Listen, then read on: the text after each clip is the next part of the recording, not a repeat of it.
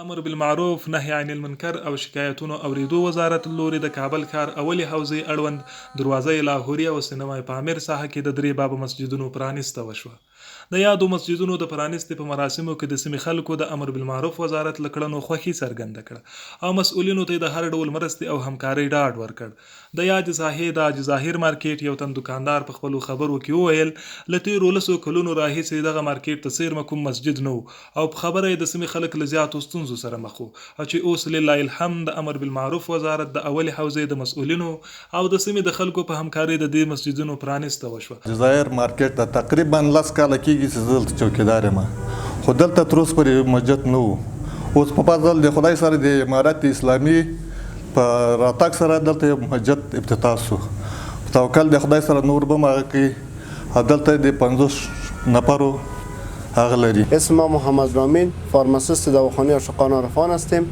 در مارکت حاجی ظاهر سروری فعلا دواخانه داریم که به مدت خیلی زیادی میشه که این آپارتمان اینجا موجود بود و مسجد جامع اینجا نداشتیم که درست اینجا مسجد نماز خود برگزار کرده نمیدانستیم. به مسجد بود، مسجد جامع خیلی دورتر بود و اکنون ما از امر بالمعروف نهی عن المنکر بسیار زیاد خوشحال هستیم که به داخل مارکت ما یک دانه مسجد جور کرده. شکر الحمدلله همه ما که بیشتر از 30 دکان 40 دکان است میریم نماز به دست جمعی به جماعت میخوانیم. دغه دفتر چې د واکسینو د مرکز په نامه یادېږي تقریبا د پخوانه دلته کار کوو خو تر اوسه پورې د جومات کوم بندوبست پکې نه و.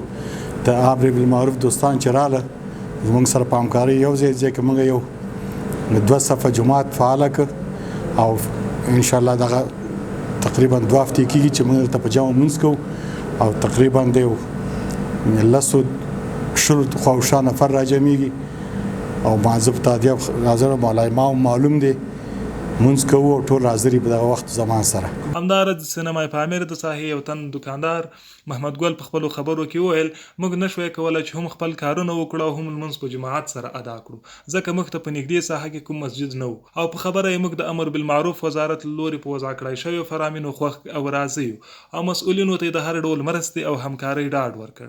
ما اینجا مولوی صاحبای امر بالمعروف واقعا خیلیشان بوده در موقعیت نزدیک برای ما یک جای انتخاب کردن که همینجا با جماعت ما یک ذره نزدیک شویم و کار خودم رسیدگی بتونیم و جماعت خودم ادا کنیم. نماز ما رو میخونیم هم کار ما رو میکنیم هم کس با ما مزاحم نیست. بهترین یک وقت است، بهترین یک سهولت با ما برابر. تشکری از امارت اسلامی ما میکنیم که باید سر تا سر این کار باشه. ما قبلا هم خوشحال بودیم یا الان فعلا خوشحال هستیم. خدا اینا باشه که دین است برابر است به هر نگاه به هر چیز ما خوشحال است.